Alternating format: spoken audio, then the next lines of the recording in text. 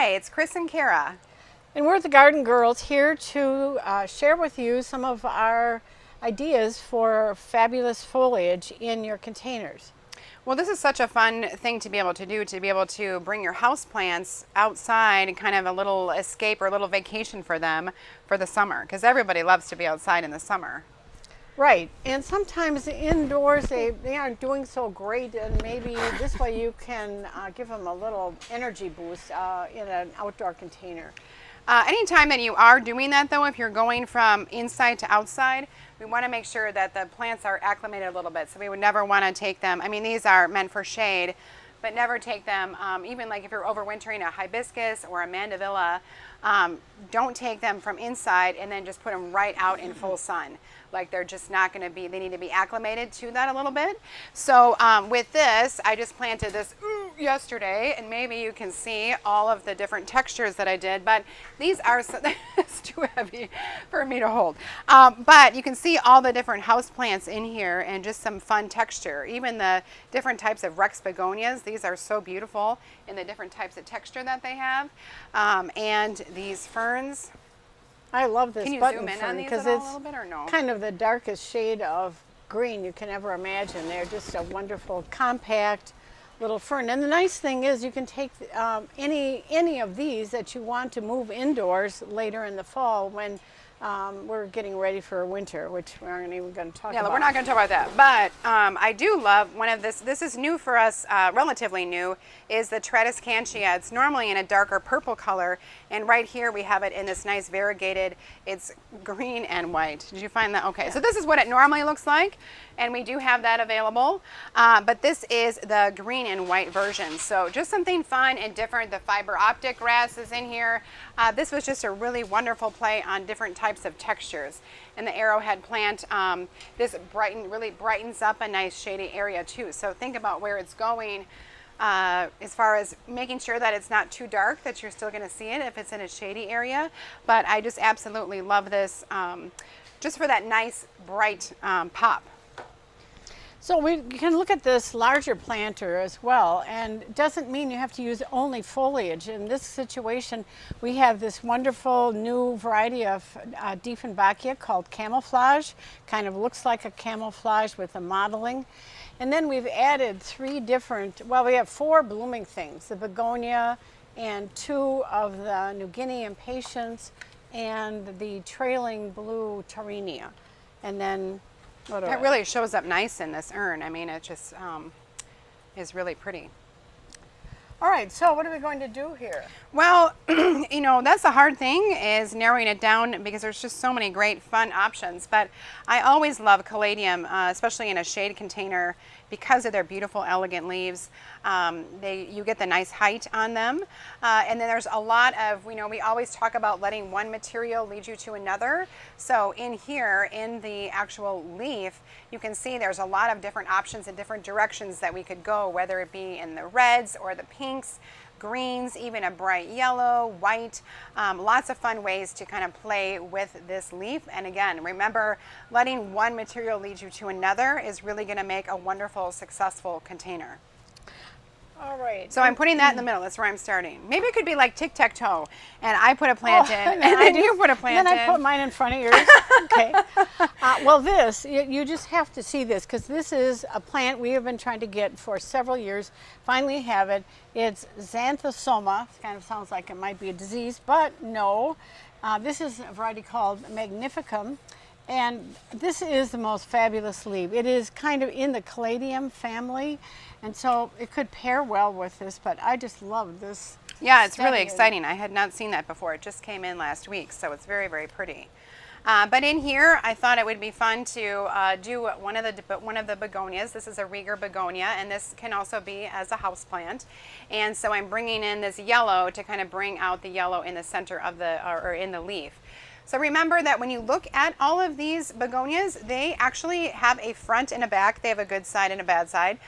So this is more of its spine, and this is the front. So you want to make sure that you're planting it correctly, so that we want to see the flowers, right? So I'm putting that into place so that you can see the beautiful yellow flowers. That's always so popular, because it's just a gorgeous pop of color. For begonias, I have been in love with anything apricot. So this wouldn't exactly match with this container option, but if we had a different center, like if we had that, what's its This face? one? Oh, this one. Oh. Lily loves this one. This is so pretty. What's this one called again? I want to This call is them one little of the teacups, but allocations. It's similar to that, but oh, this tiny is Tiny dancers. Dancer. Right. And this is a very Hold good me house closer, plant as well. tiny So you can see it's very contemporary in the fact that we have these undulating stems. And so there's a lot of interest by itself there. Is this like the Lords of Leaping or something? Like their little feet in the air? I don't know. But I think it is so beautiful. And I think it's new for us this year. I haven't really seen this before.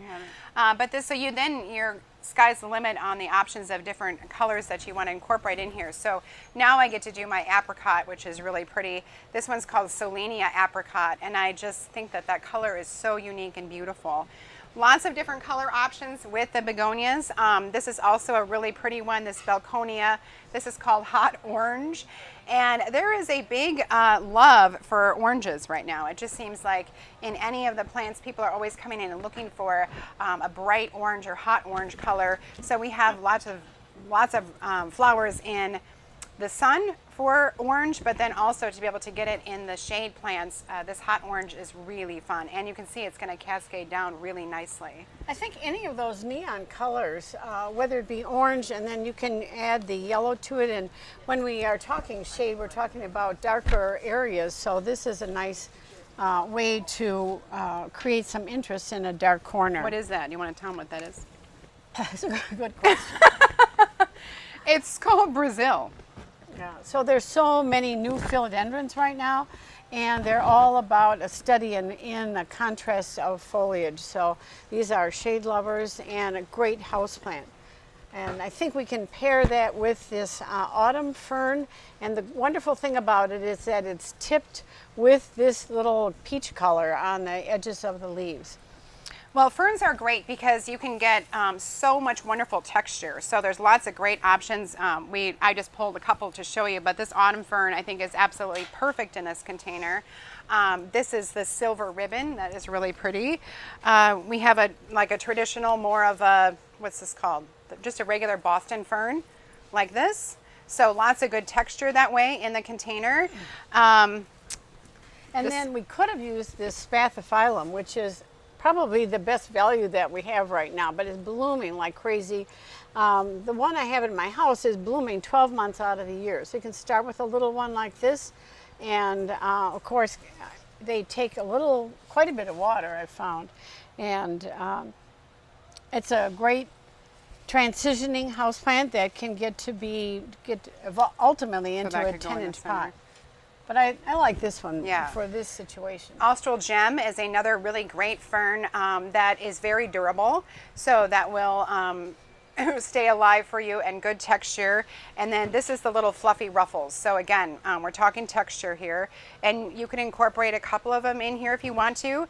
And then remember that you can lift these out and bring them inside for the winter months. And we can add, to play back to the yellow of the begonia, we could use this gold child ivy, which is one of my favorites.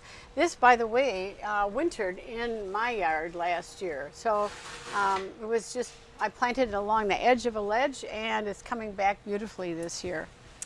And if you want more flowering things for shade, one of my favorite things that we have available are the fuchsias. So this is a fuchsia tree, and for $44 you get this beautiful fuchsia topiary. And we got lots of great colors with this too. And it should bloom just like this all summer long. But I think those are, and a hummingbird magnet for sure.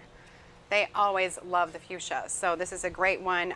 With fuchsia, I always recommend putting it in an area that's a little bit more protected, not too windy, which is also really great for hummingbirds too, because they like that safety and security too. But that could be something that they could bring in over the winter. Well, sure. And of course the alocasia, I think that Milligers is really famous for all of the alocasias. We love the category, and it's not something you would find just everywhere. And they're known for their gigantic leaves. Some of the leaves could be 2 to 3 feet across. This is one called Regal Shields. This is one of my favorites just because of what really makes it beautiful is underneath the leaves. So beautiful veining here and so elegant. It creates just this beautiful canopy for all of the plants down below. Well, it's such a dramatic attention getter, and I think it's great on a front porch where you have a shady area and you want to draw some attention to what's going on in the container, and the container is quite low in this case. Yeah. So this is one of the other Dieffenbachias that we have. It's a new one called Sublime, and so much is being done. These are remarkable plants, and again, the interest in the leaf, because there's so much going on instead of just a single colored leaf, and that's what makes it more fun to have. Oh, definitely. And this just brighter pop of color. You can just imagine that in a shady container, in a shady garden, of how well that's going to show up and just command attention. And of course, we have so many sunny options. I mean, you don't have to worry if you have hot, intense sun. We can do crotons, we can do so many foliages as well as blooming flowers. So we have plenty of young plants that are still available and ready for you to add a container.